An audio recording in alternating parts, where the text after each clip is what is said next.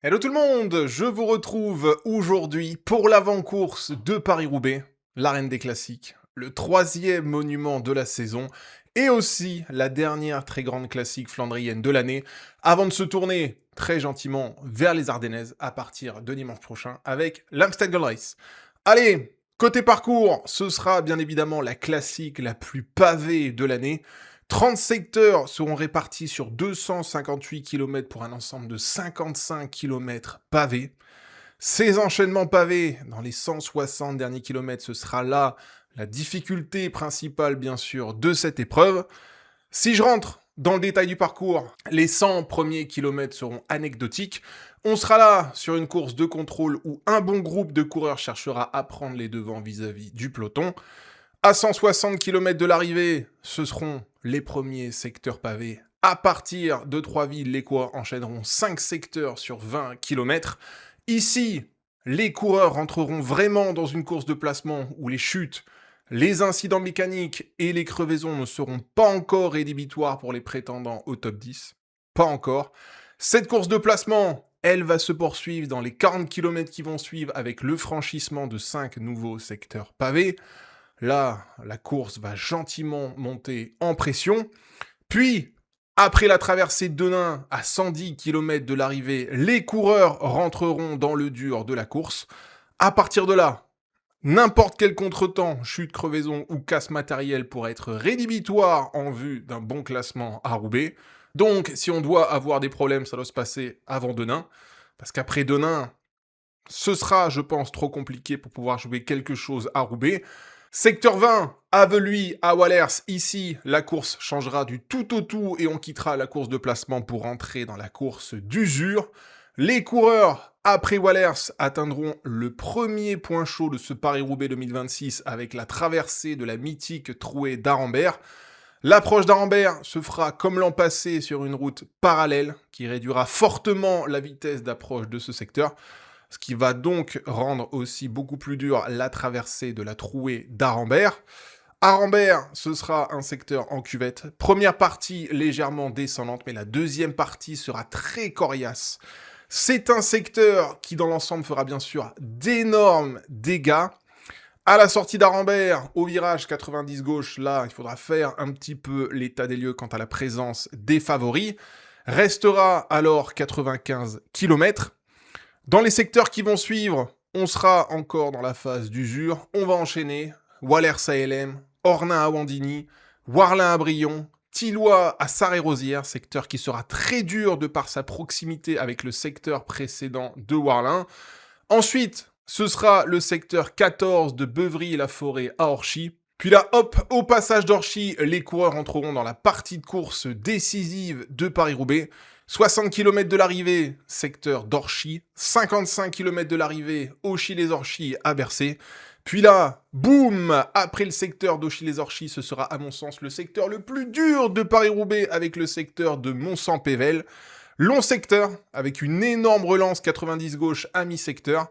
Et puis surtout, une sortie de secteur diabolique avec un bon faux plat asphalté qui pourrait être une superbe rampe de lancement pour l'homme fort de cette édition 2026. Puis, à partir de Mont-Saint-Pével restera 50 km et chaque secteur sera à partir de là propice au mouvement décisif. Mérigny à Avelin, Pont-Thibault, Templeuve, Sizouin, Bourguel, Canfin en Pével. Et là enfin, après le secteur de Canfin, ce sera le troisième et dernier point chaud de Roubaix avec le mythique secteur du Carrefour de l'Arbre. Secteur cassant, irrégulier, dangereux et surtout très usant parce que les coureurs auront près de 250 km dans les jambes. Sortie du Carrefour de l'Arbre, transition très minime pour enchaîner avec le secteur de Gruson. Après cela, le plus dur sera derrière les coins, mais il faudra encore pousser 15 km jusqu'à Roubaix. Secteur de Willem à M, faux plat asphalté à la sortie de ce secteur. Dernière chance pour éviter un sprint au Vélodrome. Entrée dans Roubaix, secteur Charles Crupland pour la forme. Entrée dans le Vélodrome de Roubaix, un tour et demi à parcourir. Et voilà, finito Paris-Roubaix 2026 après 260 km et 30 secteurs pavés. Un foutu chantier. Plat, ok, mais quand même un foutu chantier au terme de ces 260 km. Ce sera clairement une des courses les plus usantes de l'année et totalement la course la plus technique de cette saison. Allez, ça c'était pour le parcours. Côté favori, bien sûr, 2 têtes d'affiche sortent du lot au départ de ce Paris-Roubaix. Tadej Pogacar, bien évidemment, qui marche sur l'eau en ce début de saison avec 3 victoires en autant de jours de course. Strade Bianche, Milan-San Remo, Tour des Flandres. Pogacar, qui pourra compter demain sur une équipe UAE très solide afin de durcir la course très tôt. Dans cet exercice, Florian Vermeersch et Nils Politt seront ses équipiers les plus précieux. Mathieu Van Der Poel, pour Alpecin, sera l'antagoniste principal de Tadej Pogacar demain. Mathieu Van Der Poel, c'est juste le triple tenant du titre sur le vélodrome de Roubaix. Ce sera l'adversaire numéro 1 de Tadej Pogacar et aussi, je vous l'avoue, mon favori au départ de cette course. Ceci étant dit, Mathieu Van Der Poel ne sera pas la seule carte Alpecin demain. Il y aura bien sûr Jasper Philipsen qui a quand même fait ces dernières saisons 2 fois deuxième à Roubaix. Alors bien sûr, si la course s'emballe de très loin, comme l'an dernier, le podium sera difficilement jouable pour le Belge.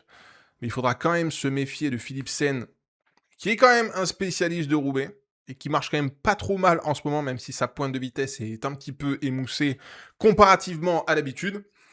Mais bon, quoi qu'il en soit, malgré Philipsen, Pogacar versus Van Der Poel, UAE versus Alpecin, ça restera le bras de fer attendu demain.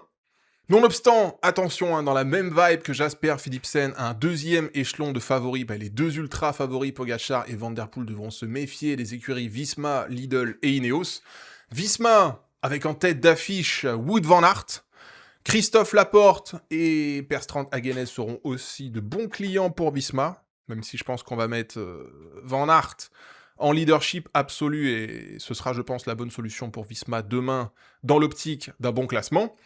Après Visma, Lidl, bien sûr, sera un client avec Mats Pedersen, qui court encore après son top niveau, après sa chute de février, mais qui a quand même déjà réalisé 2 super premiers monuments cette saison, avec une 4e place à San Remo et une 5e place au Tour des Flandres. Et puis enfin, Ineos sera un client avec Filippo Ganna, qui aura fait l'impasse la semaine dernière sur le Ronde, afin d'être frais à 100% pour Roubaix. Ganna, c'est un prétendant, je pense, à la victoire finale, surtout après ce qu'il nous a montré il y a une dizaine de jours du côté du Dvarsdorf-Vlaanderen. Ganna, gros moteur, pour sûr. Mais par contre, peut-être que techniquement, il est un petit peu trop barbare pour pouvoir prétendre au podium de Roubaix avec tous les pavés qu'il y aura à franchir demain. On verra bien comment ça se passe à l'endroit de l'Italien. Donc voilà. Pogacar, Van Der Poel, Van Aert, Pedersen, Ganna et Philipsen sont pour moi les 6 grosses têtes d'affiche de ce Roubaix 2026. Mais là encore, attention au 3e échelon de favoris qui pourrait prétendre un top 10, voire un top 5 si la course se débride très tôt, ce qui sera certainement le cas compte tenu de la présence de Pogacar au départ demain. En cela, je vais penser à Soudal avec la paire Jasper Stuyven, Dylan Van Baarle. Stuyven, qui m'a l'air quand même un petit peu plus dans l'allure en ce moment comparativement à Dylan Van Baarle. Je vais penser aussi à Red Bull qui va arriver avec un très beau trio au départ de Paris-Roubaix. Gianni Vermeersch, Laurence Pitty et Tim Van Dijk. Même chose du côté de Decathlon avec la triplette Danoulle, Stan De Wulf et Stefan Bissegger. Et puis enfin, du côté des individualités à surveiller, je garderai un œil bien sûr sur Jonas Abrahamsen pour Uno-X, et un œil bien sûr sur la doublette Bahreïn avec Matej Mohoric et Alex Segart. Mais bref, pour moi, tous ces gars que je pointe à ce 3e échelon de favoris, je pars quand même dans l'idée que ça ne devrait pas pouvoir jouer le podium demain sur le Vélodrome, parce que, encore une fois, je vois vraiment une bagarre de costaud demain, loin de l'arrivée, entre Mathieu Van Der Poel, Tadej Pogacar, Wout van Aert, Mats Pedersen, Filippo Ganna et Jasper Philipsen. Alors, comment ça pourrait se traduire ? Le scénario de course attendu demain. UAE aura pour moi les clés de la course. Présence de Tadej Pogacar oblige. Je pense qu'il y aura une énorme bagarre pour former l'échappée demain à partir de 11h. Mais je pense aussi qu'UAE va profiter de cette bagarre pour durcir la course un maximum dans la première moitié de course. En cela, je vois pas forcément une échappée avec beaucoup d'avance à l'orée des 100 derniers kilomètres, et donc à l'orée des secteurs décisifs d'Aveluy et d'Arambert. Je pense aussi que le vent qui soufflera dans le dos des coureurs demain sera plutôt à l'avantage du E qui va pouvoir pousser la moyenne de course assez haut dans la première moitié de course. Après, je pense vraiment que la course va se durcir pour de bon dès le secteur d'Aveluy à Wallers, avant de fait le passage de la Trouée d'Arambert. L'échappée pourrait d'ailleurs être même digérée à la sortie du secteur d'Aveluy. Après ça, Arambert, ce sera bien sûr le premier point chaud de ce Paris-Roubaix 2026. Je pense que Pogacar et Van Der Poel y testeront déjà leurs adversaires ici. À la sortie d'Arambert, là par contre, après le virage gauche à 90, les coureurs auront pendant un court moment le vent de face, ce qui sera donc idéal pour faire un petit peu l'état des lieux avant d'enchaîner avec le secteur de Wallers. Quid de la suite? Nous verrons bien. Mais je doute qu'il y a encore beaucoup de coureurs en tête de course aux côtés de Pogacar et Van Der Poel, une fois passés les secteurs de Ornain, Warlin, Thilloy et Beuvry. À l'orée des 50 derniers kilomètres, le secteur de Mont-Saint-Pével sera, je pense, une rampe idéale de sortie pour un certain Tadej Pogacar. Je dis ça, c'est surtout la sortie du secteur de Mont-Saint-Pével, plus particulièrement, qui sera pour moi l'endroit idéal pour une attaque de Tadej Pogacar. Après avoir essoré tout le monde sur la partie pavée qui précède dans Mont-Saint-Pével. Et puis voilà, après je pense que les gens parleront jusqu'à Roubaix. Et là, dans cet exercice, nous verrons bien qui se présentera pour la gagne sur le Vélodrome. Paris-Roubaix, dans l'ensemble, j'avoue que c'est pas vraiment une course qui peut s'anticiper comme un Tour des Flandres ou un Liège-Bastogne-Liège. En cela, je peux pas vous affirmer à 100% que Tadej Pogacar attaquera dans le secteur de Mont-Saint-Pével comme il l'avait fait au Vieux-Quarmont au Tour des Flandres et comme il le fera dans la Redoute sur Liège-Bastogne-Liège dans 2 semaines. Donc voilà, tout ça, au départ de ce Paris-Roubaix, le scénario de course, ça reste quand même très très difficile à lire. Il faudra déjà, en amont, ne pas avoir de problème dans l'approche d'Arambert. Donc il y aura quand même un premier facteur réussite que les coureurs ne pourront pas contrôler à 100% demain, qui définira un petit peu la course d'approche d'Aveluy, d'Arambert et de tout ce qui suivra jusqu'à Mont-Saint-Pével. Mais bref, si je devais résumer une bonne fois pour toutes ce que j'attends demain en termes de scénario de course, je vous dirais grosse bataille pour former l'échappée dans les 2 premières heures de course. Gros durcissement du rythme de course dès le premier secteur pavé de Thilloy et ce jusqu'à Denain. Premier très gros mouvement entre favoris dans Arambert. Course d'usure d'Arambert à Mont-Saint-Pével, donc soit de 90 à 50 km de l'arrivée. Et puis à partir de là, on verra qui sera à l'avant de la course, puis ce sera au couteau jusqu'au Vélodrome. Allez, si je dois vous lâcher un prono de ce Paris-Roubaix 2026, on y arrive. Je vous dirai que Tadej Pogacar a pour moi 35% de chances de s'imposer demain. Je vous dirai aussi que Mathieu Van Der Poel a lui aussi 35% de chances de s'imposer demain. Van Der Poel, Pogacar, je les place tous les deux au même niveau sur cette course. Pogacar sera pour moi le coureur le plus fort physiquement, mais c'est bien Mathieu Van Der Poel qui aura pour lui la technique et l'expérience de la course. Puis, derrière Van Der Poel et Pogacar, là je laisse encore 30% de chance de victoire à un troisième larron. Troisième larron qui sera, je pense, sans surprise, du Wout van Aert, du Mats Pedersen, du Jasper Philipsen, ou peut-être du Filippo Ganna. Bref, on verra tout ça demain. Là, j'avoue que je joue un petit peu à la boule de cristal, ce qui est quand même pas le mieux à faire en prévision des pavés roubaisiens qui sont bien souvent cruels à l'endroit de bon nombre de coureurs. Un dernier mot sur la météo. Je vous en ai déjà un petit peu parlé en vous parlant de vent de dos. Effectivement, le vent soufflera majoritairement de dos demain de Compiègne à Roubaix.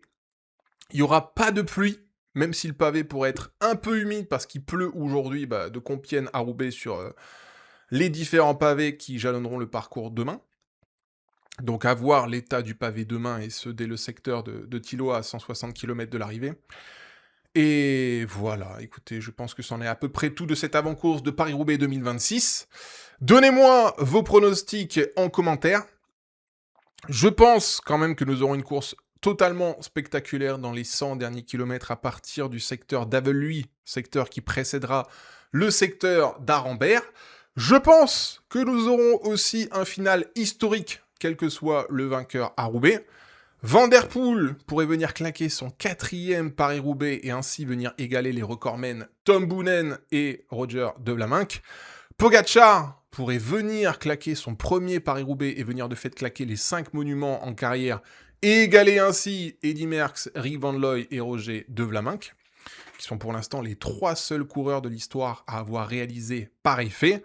Et puis enfin, qui que ce soit d'autre vainqueur, en vrai, ce serait historique à Roubaix, parce que ça fait quand même 4 ans que Mathieu Van Der Poel et Tadej Pogacar cannibalisent absolument tous les monuments du calendrier. Donc voilà, sur ce, je vous laisse ici. Je vous retrouve demain pour le débrief de cette course qui s'annonce légendaire. Prenez soin de vous et à très vite. Ciao!